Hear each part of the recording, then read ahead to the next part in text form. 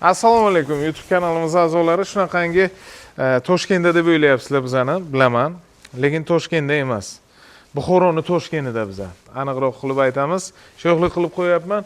Lokatsiyamiz juda ham zo'r. Haqiqatan Rublyovka deganda bir nimalarni tushunasiz. Endi namyoq qilib sizga tushuntiryapman. Bu yog'i Sakdiyanadan, bu yog'i Texnologik institut, eski harbiy qism.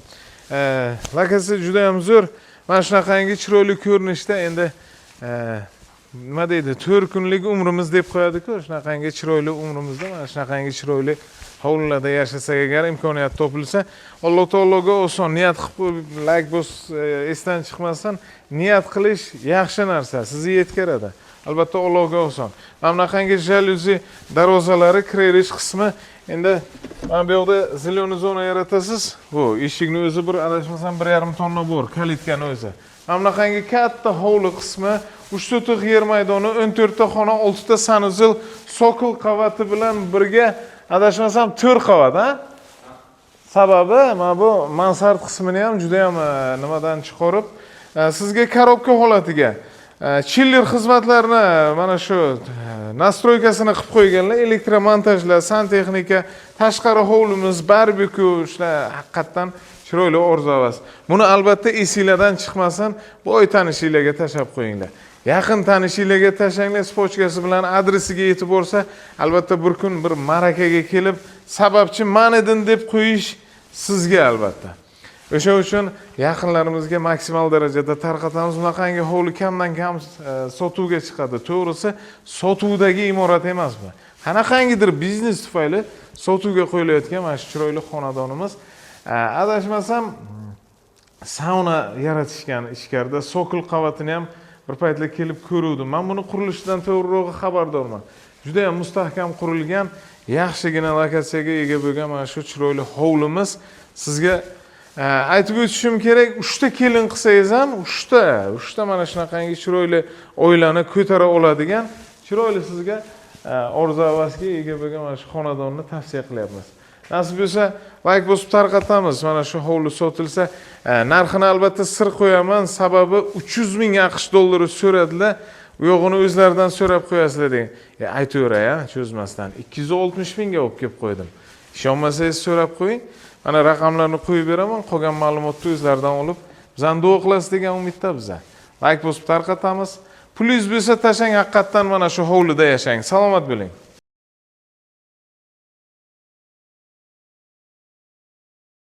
Proyektni o'zi mana jinni qilib qo'ydi. Sababi juda ham katta hovli. Bir vaqt esingga bo'lsa, To'rtor mahallaga bir uchastka chiqaruvdik. 5 ta kelin qilsang agar bir-birini ko'rmay o'tadi dedim-ku. Mana bu yerda 10 ta kelin qilsang ham bir-biriga ko'rmay o'tadi degan uchastkamiz mana shu. Aslida hozir shu holatiga ham baraka qilishinglar mumkin, istasa 100% nagatovoy qilib dokulyuch qilib berishinglar mumkin, berishlari ham mumkin. Uni qolganini mana shu uyimizning egasi bilan birma-bir kelishasizlar. Biz esa xonalari bilan tanishtirishda davom etamiz. Elektromontaj qismlari bo'lgan, katta-katta deraza qismlarini qo'yib qo'yishgan, shkaturkadan chiqarib qo'yishgan. Har bitta xonamizga endi 14 ta xonasi, 7 ta sanuzili bor. Demak, 2 ta xonaga bitta sanuzil qismi tushyapti. Ozod mana bu narsani ko'rsatgan konditsioner, menimcha, общий xonalarimiz uchun bitta konditsioner qo'yiladi, menimcha, sistemani olib kelib qo'yishgan. Biz esa basseyn zonasiga chiqdik. Mana bu yerda jakuzi bo'ladi. Aytishlaricha, podval qismini ko'rsatdik hali. Mana bu yerdan ham xod qo'yishgan. Mana buni esa fontan zonasi. Juda ham atmosferni bo'ladi bu. Sababi mana buni agar xudo xolasa spalniya qismini yaratsang agar, o'sha yerdan turib galovka tashlash sharoiti bor ekan, to'g'rirog'i sho'xlik qilaman. Basseyn zonasini ko'rsatib o'tdik. Basseyn hamda jakuzi sharoitlarini qilib qo'yishgan. Mana bu yerda esa bizani sauna zonasini tashkil qilishgan, перегородкаларni ko'rdim. Hammasi g'ishtdan, haqiqatan o'zlari uchun bo'shlagan imoratlari. Maqtashda hojati yo'q, sababi bunga kelib faqatgina yashash kerak. Endi dokulyuchga remont qilib bering degan dogovor bo'lsa ham qilib berar ekanlar. Mana bu yoqdan nima? Bu yoqdan ham podval zonasiga tushish zonasini, lestitsasini qo'ygan. Biz esa ikkinchi qavatini ko'rsatamiz. Imoratimiz 3 qavat plus podval qismi bor. Hozir bu yoqda bizani ikkinchi qavat kutib oladi. Bunaqa imoratlarni to'g'riroq men syomka qilmaganman. Qilganman, endi bundan zo'rini ham qilganman.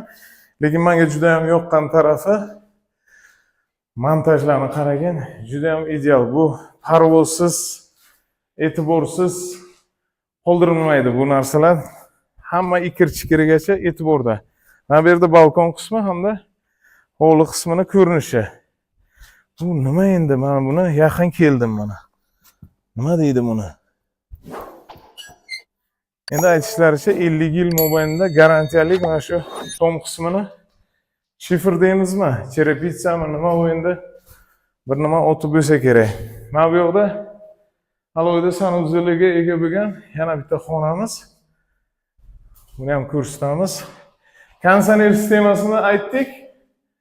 Hamma xonalarimizdan o'tgan, montajlab bo'lgan. Bitta 3-qavatni ham ko'rsataylik o'zot. Montajni o'ziga qancha xarajat bo'lganini aytganlarda men to'g'riroq qotib qoldim. Endi unchalik ham hisoblasang qimmat emas. Narxiga arziydigan uchastka. Sababi maza qilib yashayman desang, mana shunaqa uchastka bo'lishi kerak.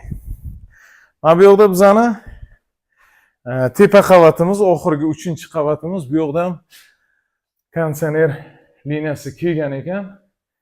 Tushunishimcha konditsioner bitta katta konditsioner bo'ladi, o'shani hamma xonalarimizga liniya asosida tarqatib chiqishgan. Mana bu yoqdan ham hovli qismini ko'rsa bo'lar ekan mana. Ozod, mana qarang. Endi Rublyovkaga yashasang, mana shunaqa imoratlardan olish kerak-da. Haqiqatan buni xudo xolasa oblastimizga, Buxoro shahrimizga, keyin YouTube, Instagram kanalimizga yo'yish kerak. Buni xaridorini topib, barakasini qilish kerak. Sababi bir umrlik maza qilib yashaydigan uchastka. Devori qalinligini qara. 3-qavatni ham 1,5 g'ishga chiqarishgan. Перегородкаларgacha g'isht. Maksimalni harakat qildim tushuntirishga, podyezdni yitirdim. O'zim yetdim uchastkani ichiga o'zib. Qo'yilman. Buncha imoratni qilgan odamni barakasini bersin. Duoni tagiga qo'ysin, sababi bu kichkina ish emas, ozod. Ham berish kerak. Men bu yoqdan basseyn zonasini ko'rsatgan, mana qaragin. Bolajonlarimiz maza qilib, cho'milib o'tirishganda, yerdan kuzatib o'tirasan. Boshqacha-da bu.